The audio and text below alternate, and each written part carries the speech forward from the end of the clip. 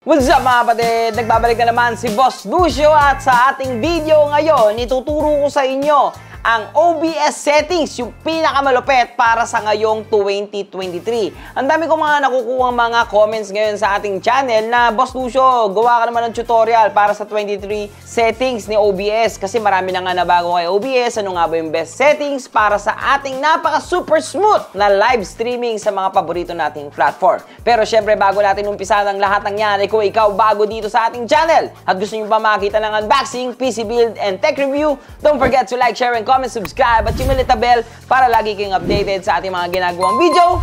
Tara! Umpisa na natin!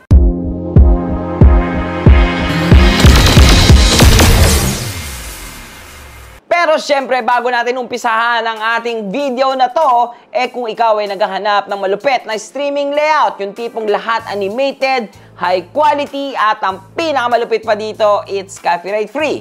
Saktong-sakto ka dahil this video is sponsored by Onda.tv. Sobrang dami mong pwedeng pagpilian dito na themes na pwedeng bumagay sa iyong live streaming layout. Nandito na lahat. Example, the webcam overlay with the labels, green screen webcam with the labels, at mga animated talking banner, animated overlays, at mga scene transition na pwedeng mag-improve para sa iyong live streaming. Meron na ring starting banner, pause banner, at ending banner. Kung gusto mo ng mga gaming profile, gaming background, gaming cover photo, gaming panels, lahat ay nandito sa Onda.tv. Gusto mo rin ng mga emojis or mga subscription stickers, meron din dito sa Onda.tv. Ayos, di ba? Sobrang solid bumili ng mga streaming layout dyan sa Onda.tv. Nandyan na lahat ng gusto mo. Kahit ano pa yan. Napakadali lang pumunta dyan, guys. You can see the link on the description box, www.onda.gg/boss_lucio.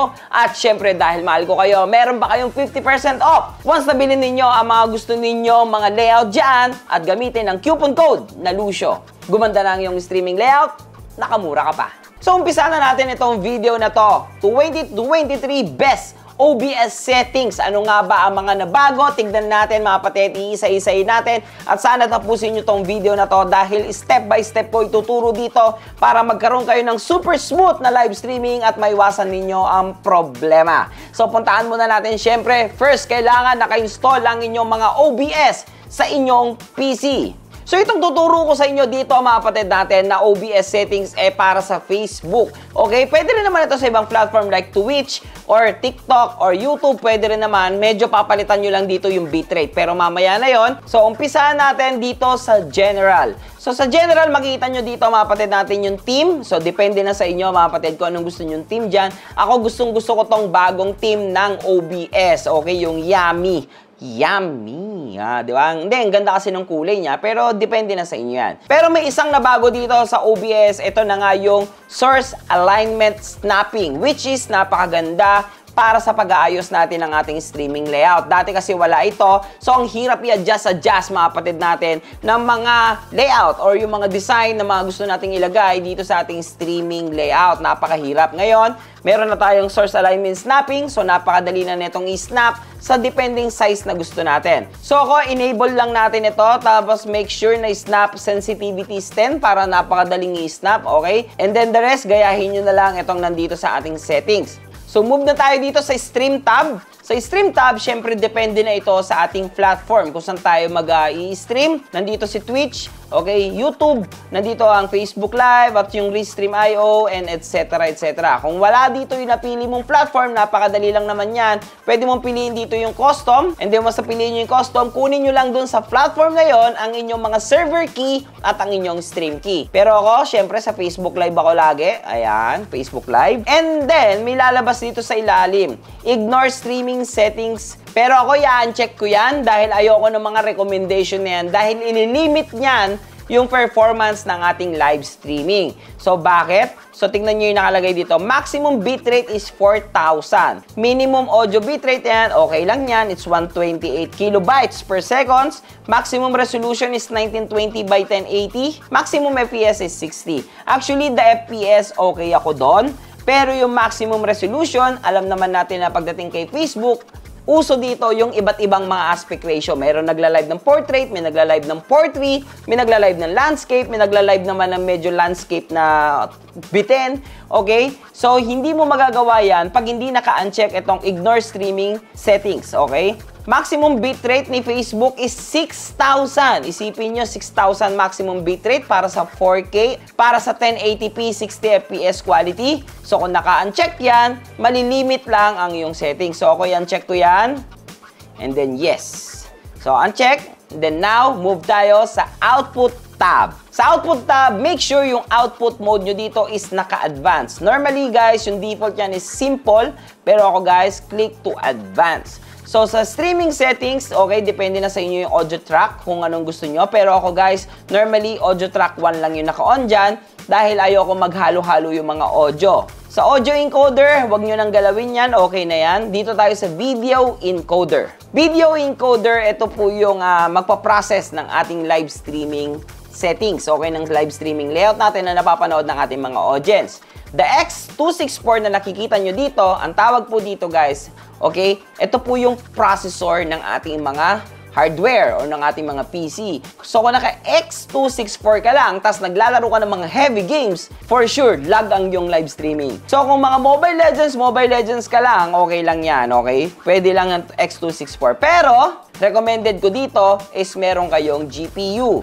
Yung GPU natin dito ngayon, depende na rin. Merong AMD, merong NVIDIA. Kung gumagamit kayo ng NVIDIA, make sure, guys, check the NVIDIA NVENC H.264. And then, pag gumagamit naman ngayon ng AMD, may lalabas dyan AMD blah blah blah H.264. Piliin nyo yun. Ito na po yung pinaka-importanting part at dito na nagkanda gulo-gulo yung ibang mga settings ng ating mga live streamer. So, rate control, may dalawang option ako na ginagamit lagi. Okay, the CBR at yung VBR. Yung CBR, ginagamit ko to pag maganda ang takbo ng aking internet connection. So, nag-VBR ako kung medyo tagilid yung internet connection ko.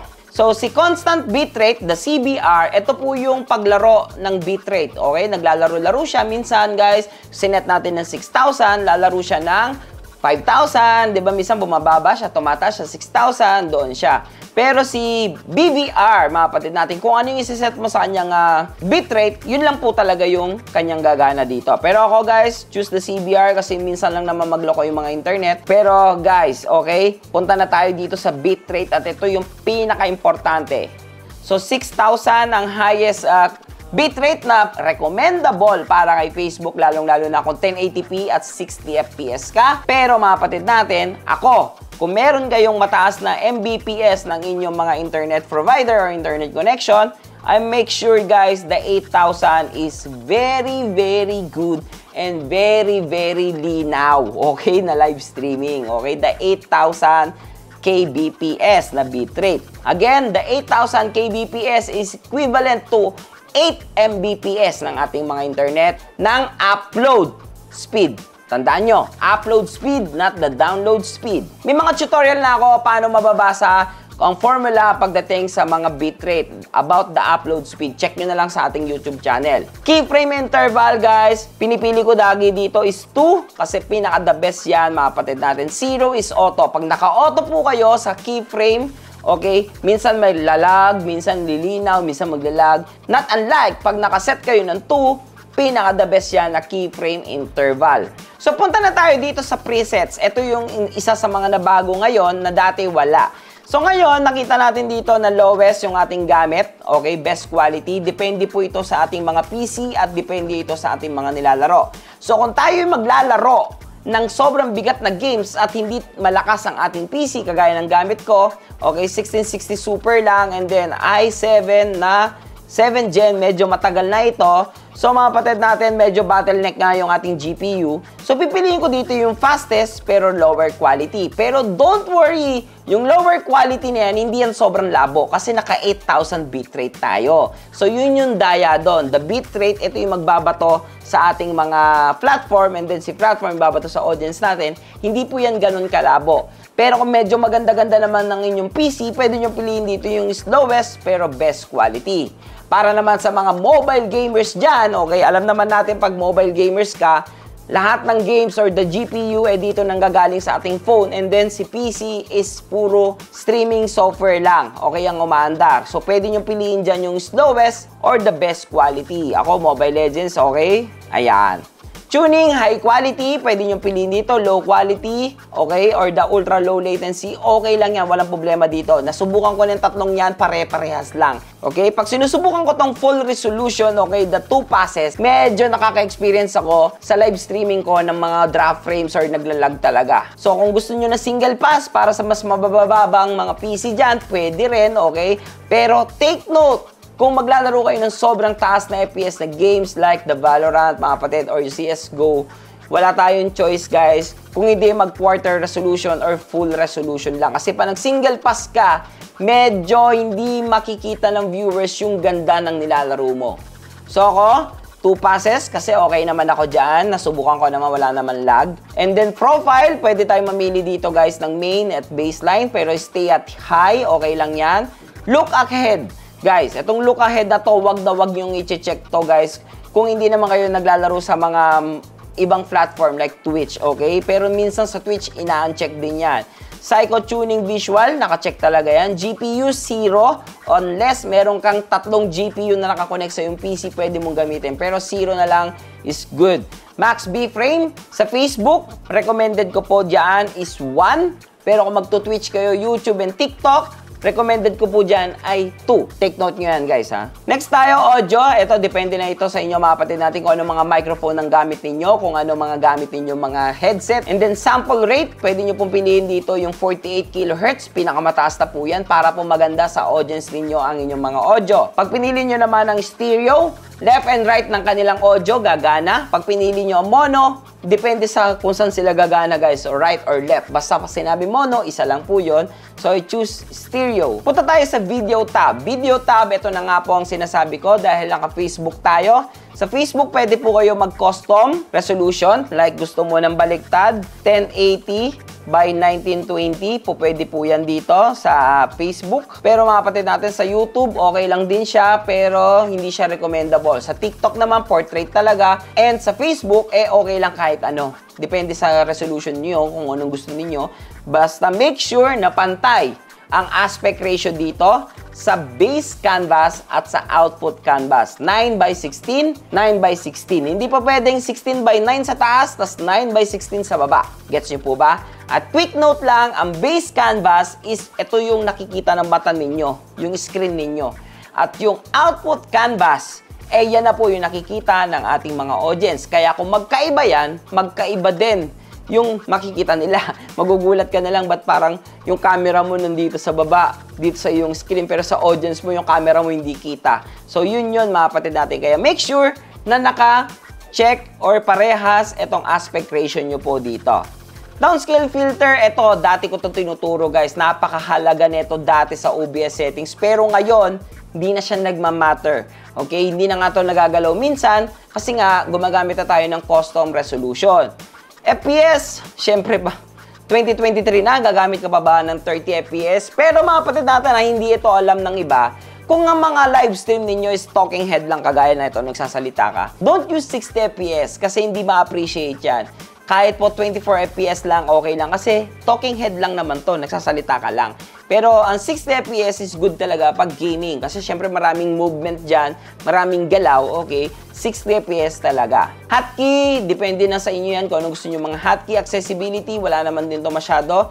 Dito tayo sa advanced. Ito pa yung isang mga mali na mga ibang mga IT, tinatawag nila. Okay? Sabi nila pag naka-high priority ang software, maganda. Kasi nga naka-high priority siya sa ating system unit. Pero sa OBS, hindi siya maganda. Kahit pa meron kang magandang PC or pangit na PC, guys, pag pinili nyo po dito yung high or the above normal, guys, magkakaroon ng abnormality ang inyong OBS. At ang saklap nun, habang naka-live ka, nagloko yung OBS, guys, automatic end ang inyong live stream. So ako, I must preferred normal, mapa-high-end or low-end man ang inyong PC. Okay? Para walang abnormality na nakalagay. At make sure, guys, na naka-check itong active outputs, warning on exit. Kasi guys, pag hindi po naka-check yan, once na nagloko po ang inyong OBS or minsan may nag-ghost touch lang, bigla pong ma-end ang inyong live stream. Pero pa naka-check yan, mga kapatid natin, once na may nag-exit or nag-stop ng streaming, hihingi muna siya ng confirmation. And then other than that, mga kapatid, wala naman na masyadong ginagalaw dito about live streaming. Iba naman dito is about recording na.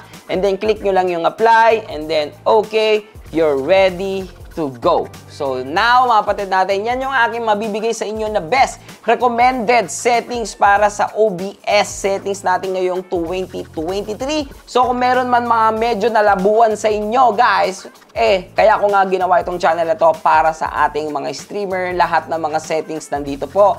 About the bitrate, about the audio, best microphone, best webcam, best PC, para sa ating live streaming, lahat po nandito na sa ating channel, mga kapatid natin. Kaya kalikutin nyo lang, hanapin nyo lang, mga kapatid. Kaya para maging updated pa kayo sa ating mga ginagawang video, guys, don't forget to like, share, and comment, subscribe, at yung maliit na bell para lagi kayong updated sa ating mga video, guys. Again, this is Luis D. Orteves, aka Boss Lucio, ang inyong stream coach para sa inyong mga stream and tech problem. Happy streaming!